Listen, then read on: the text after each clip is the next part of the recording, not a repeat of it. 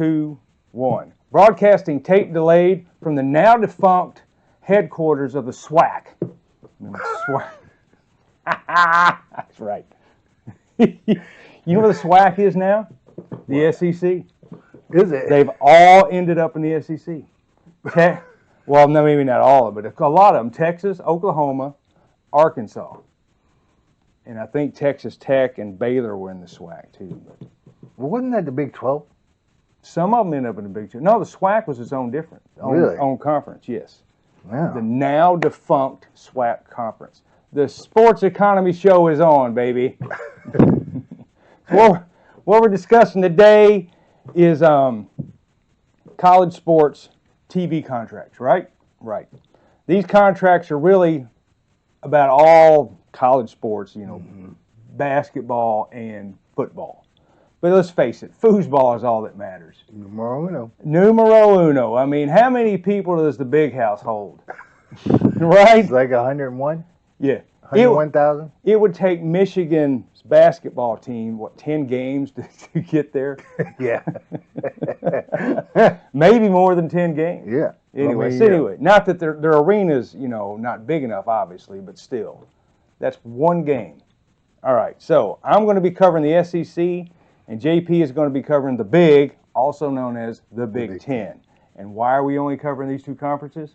Because they're the biggest conferences they are, and when they talk, the TV networks come. they're pretty much the only thing that matter when it comes to TV. Yeah, I mean, All the other stuff is like, appetizers.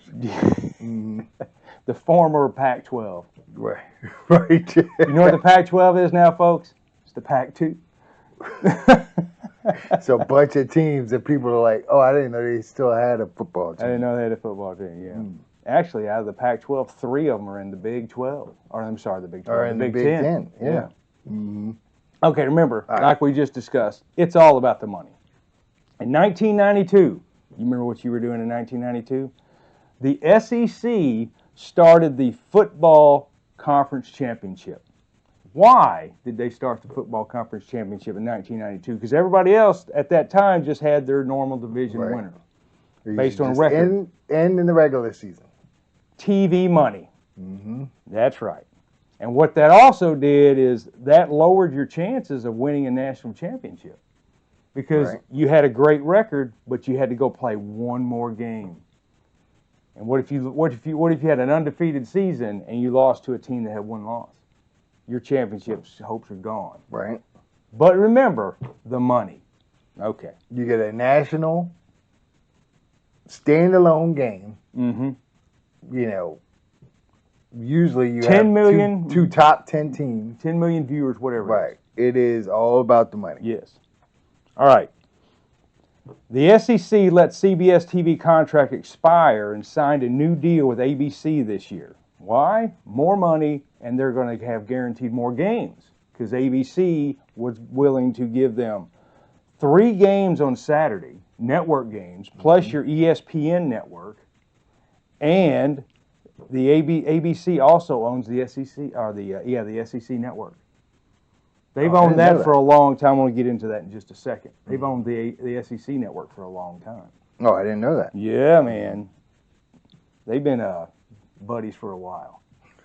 All right. Usually when you have people who have a lot of money, they usually are buddies. Oh, yes. As you know, you don't see them hanging out with Joe working at the Walmart down the street. No. They usually are. They're usually hanging out with the owner of That's Walmart. right. That's right. Disney owns ABC, so I'm sure the SEC sports commissioner and Michael Iger, they have each other's cell phone numbers. I'll bet you they do. All right, drum roll, please. Boom. How much did ABC pay the SEC for this new contract? Well, let me tell you. Approximately $3 billion for 10 years. $3 billion. Okay, but wait, there's more. Remember I was discussing the whole SEC network thing? Let me get back to that. ESPN inked its current extension with the SEC, which includes basketball. It's like, we got to throw that in there. In 2013, when it agreed to a 20-year deal of $2.25 billion, which worked out to $150 million per season. It was in the course of those negotiations that ESPN said it was interested in launching a standalone SEC channel, i.e. the SEC network. Mm-hmm. In taking over the package long held by CBS, ESPN's total commitment to the conference is now worth $5.25 billion, or ABC's total commitment. $5.25 billion is what they're on the hook for the SEC is. And you wonder why players shouldn't be getting more money.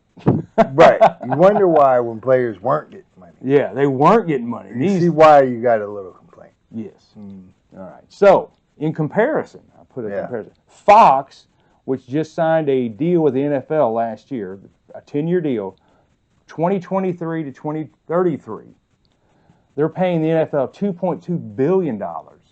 That's a lot of money, but in comparison to college football is a little bit bigger deal, I would think. So remember, college foosball is a big deal. Now, JP here is going to discuss the big, which is a big deal. And I got a little theme song. You want me to sing my theme song? What is it? From coast to coast, from border to border, from sea to shining sea, the big is on.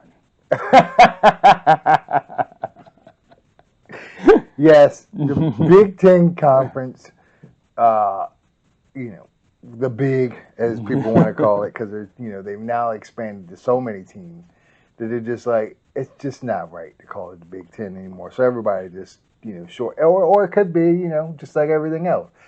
International House of Pancakes used to be, that's what they used to call it. Now, anybody under the age of 15 doesn't know. They know it as IHOP. So maybe it's just a shortened, Entertainment Tonight, ET.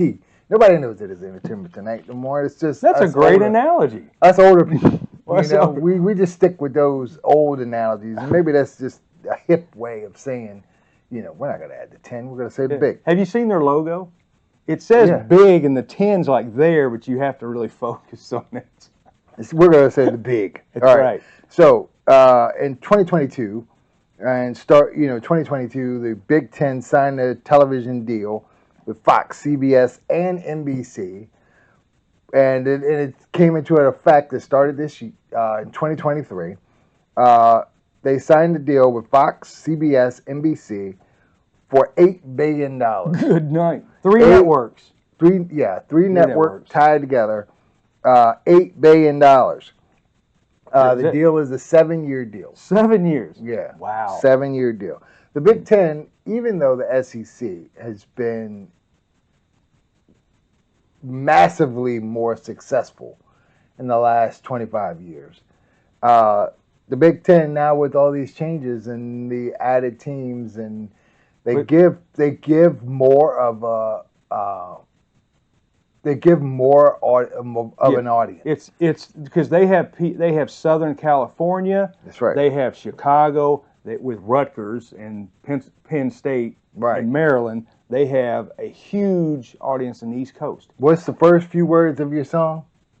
From coast to coast. From coast to coast, and that is what the big has done. Right. So with Washington, they also have the Pacific Northwest. That's right. They have cornered the market. Cornered the market and, with fans. Local rivalries be damned. They are going with basically what they're doing is like, remember when we were kids and wrestling used to have like Mid-Atlantic wrestling and all these little pockets, and then WWF came out and was like, you know what? We're going to go all across the country. People are going to watch just us. No more little local focals in wrestling. This is it. Yeah. And that's what the big is trying to do now. You can call it the big. All those other conferences in 10 years aren't going to exist. They're just going to be other teams just playing football, having fun. And it's going to be the big and basically the SEC that's left. All right, so $8 billion contract, 7 years.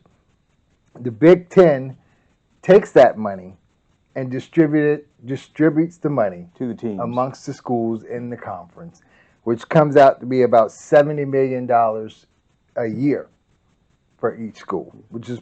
Now, I do got a question. Yeah. There's going to be some infighting because one day USC is going to say, why is Northwestern getting the same amount of money as us? Well, yeah, there You will know be. that's coming. There will be, but gotta For be part of the now, conference. I mean, honestly, if you think about it, Ohio State and Michigan, really, for the last yeah, 50 years, could literally be like, it's us it's us and the rest of them other teams. Yeah. Y'all just play in our conference. Yeah. So I mean, if anybody has a gripe, those two teams will. But you know what? This year, you got teams like Indiana that are playing well, and Michigan is kind of down after winning the national championship last year. Illinois was doing okay earlier. So I mean, and the team that they added in Oregon is the #1 team in the country. Yeah. So I mean, it's gonna fluctuate. So we'll see. We'll see how this all plays out. So, estimated $70 million per year per team in the conference, per school in the conference. The Big Ten has some of the highest rated games of the season for college football. The most watched game was Oregon and Ohio State on NBC in primetime a few weeks ago, and that was 9.6 million viewers, which is pretty good. That's a pretty good audience. But it doesn't matter if it's primetime or if it's on national TV like NBC. They still get ratings. Well, they were on national TV on Fox, but the game between Nebraska and Ohio State aired at noon, which they who's watching TV at noon? Well, they call it the Big Noon. Yeah, but it's still noon. It's still half noon. of the country. 8 o'clock in the morning on the West Coast. Ain't nobody in damn L.A. getting up at 9 o'clock to watch no damn Big Ten football, right? But that's what they're trying to do. They're trying to change people and get people to do it.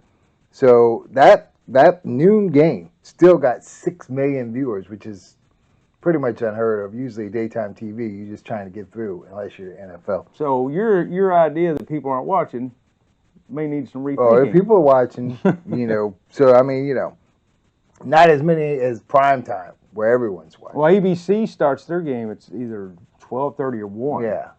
Usually they kind of sneak the games in around 3:30, 4 o'clock, the bigger games, and then have one at 8 o'clock, and that's a real big game. You have your warm-up, and then your bigger warm-up, and then the prime time game. But for years, all those games with the Big Ten schools that aired at noon, they never really got good ratings. They were classic games, but they never really got massive ratings unless it was Ohio State and Michigan. So anyway, in general, college football ratings are massive. ESPN agreed to a $7.8 billion deal to air the college football playoffs, to be the standalone channel to air the college football playoffs. And that deal goes to 2032. It's an estimated 30-second ads for last year were up to $1.1 million. And get this, all of the playoff games average about 100 ads per game. Per game. Yeah. Nice chunk of change, if you want to say. And then, if you want to compare just how big college football is, I'm not going to compare it to the NFL because it's still, we all know. NFL. You just said a big NFL game. NFL is the king. Big game in college gets 10 million viewers. A regular game in the NFL gets 16, 17 million viewers. Right. NFL is still the man. It's still the king. But let me just give you one comparison before I go. The World Series, Yankees-Dodgers, one of the highest broadcasted World Series in at least 30 years, right? Yeah. They average 15.8 million viewers, right? Per game. During the series, right? The average. Yeah. Fluctuated a little bit here and there, but they were all around the same, right? The championship for college football last year drew 25 million viewers. Yeah. So it's basically like the NFL and even the pro sports can't hang with college football. So it's really, But there is one difference between baseball and like the NBA Yeah. championship. These are series. Football is one game. Yeah. People can set aside time Yep. for one game. Yeah, that's right. Mm-hmm. But it doesn't matter who's in it. It's just college football is going to draw people, and it's just the way it is. I look at these stadiums and they're just overwhelmed. Like there's 100,000 people there. Well, it is. That's unbelievable. Well, and I am more of a pro sports guy, but I will say if you go to a big time college basketball or football, doesn't matter.